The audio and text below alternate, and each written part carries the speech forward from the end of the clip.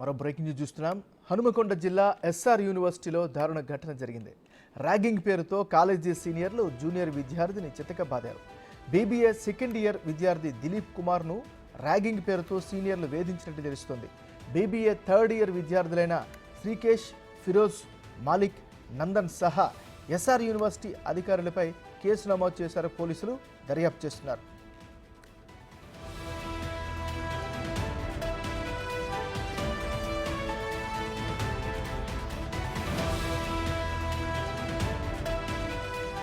ఈ ర్యాగింగ్ కి సంబంధించి మరింత తాజా సమాచారాన్ని మా రిపోర్టర్ వేణు అందిస్తారు.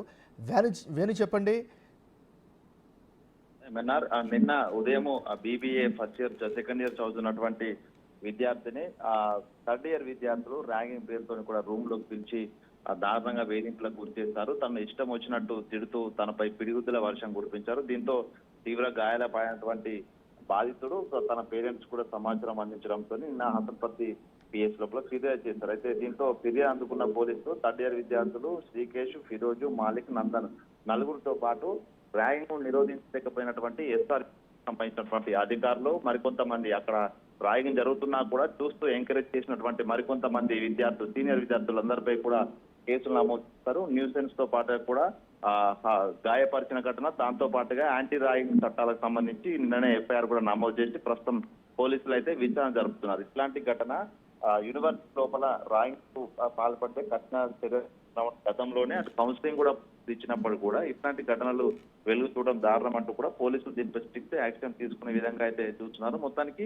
ఆ బాలుని పరిస్థితి అయితే ప్రస్తుతం కొంత విషమంగా ఉన్నట్లు కూడా తెలుస్తుంది. తనను ఎందుకు తను ర్యాగింగ్ చేస్తున్నారంటూ ప్రశ్నించడంతో కూడా తను తీవ్రంగా పిడిగుద్దులు గుద్ది తనపై దాడికి పాల్పడట్లు కూడా తెలుస్తుంది. సో దీనిపై వాళ్ళు విద్యార్థుల తల్లిదండ్రుల నుంచి కూడా వాళ్ళు సమాచారం తీసుకున్నారు. ప్రస్తుతం యూనివర్సిటీ సంబంధించిన అధికారులను కూడా విచారణ చేసి ర్యాగింగ్ పాల్పడ్డ వ్యక్తులు, అదే విధంగా దీన్ని అడ్డుకోలేకపోయినటువంటి యాంటీ ర్యాగింగ్ కమిటీ కూడా ఉండాల్సి ఉంటుంది. దానికి సంబంధించి పూర్తి స్థాయి ఏర్పాటు కూడా లేకపోవడంతో ఆ యూనివర్సిటీ సంబంధించిన అథారిటీపై కూడా చర్యలు తీసుకునేందుకైతే పోలీసులు సిద్ధమవుతున్నారు.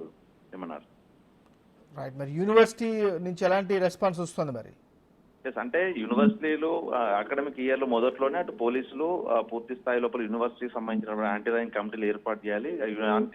యూనివర్సిటీ లోపల విద్యార్థులు చదువుకోవడానికి వచ్చేటువంటి విద్యార్థులకు ఎటువంటి ఇబ్బందులు కలగకూడదు అంటూ కూడా కౌన్సిలింగ్లు ఇచ్చారు. దాంతో పాటు యాంటీ ర్యాగింగ్ కమిటీలు కూడా ఏర్పాటు చేశారు. అయితే ఎస్ఆర్ యూనివర్సిటీలో ఉన్నటువంటి యాంటీ ర్యాగింగ్ కమిటీలో ఉన్నటువంటి సభ్యులు కూడా నిన్న ర్యాగింగ్ లో పాల్పడట్లా కూడా పోలీసుల ప్రాథమిక విచారణ జరిగింది. సో దీంతో అటు యూనివర్సిటీకి సంబంధించిన అథారిటీస్ అజమాయిషీ సరిగా లేకని ఈ ఘటన జరిగిందంటూ కూడా పోలీసులు అయితే భావిస్తున్నారు. దీనిపై ఎస్ఆర్ యూనివర్సిటీ సంబంధించిన అధికారులు కూడా దీనిపై ఎటువంటి ప్రకటన కావచ్చు, ఎటువంటి స్పందన కూడా లేకుండా పోయింది. ఎందుకంటే వాళ్ళు దీన్ని నియంత్రించలేకపోవడం, మొదటగా అథారిటీకి సంబంధించినటువంటి వాళ్ళ వైఫల్యంగా చూస్తారు కాబట్టి వాళ్ళు సైలెంట్ గా ఉన్నారు. సో పోలీసుల విచారణ తర్వాతే అసలు ఏం జరిగిందనే విషయాలు కూడా బయటకు వస్తాయి కాబట్టి పోలీసులు అధికారికంగా అథారిటీస్ ఎవరి నిర్లక్ష్యం వల్ల జరిగింది, ఎవరిపై చర్యలు తీసుకోవాలని తెలుస్తుంది కాబట్టి అప్పటి వరకు కూడా యూనివర్సిటీ అధికారులు, ఎందుకంటే తాము ఏదైనా ప్రకటన చేసినా దీనికి సంబంధించి ఏం మాట్లాడినా కూడా యూనివర్సిటీ పరువు పోతుంది కాబట్టి అధికారులంతా కూడా సైలెంట్ అయ్యారు. దీన్ని కప్పిపుచ్చే ప్రయత్నం కూడా చేశారు.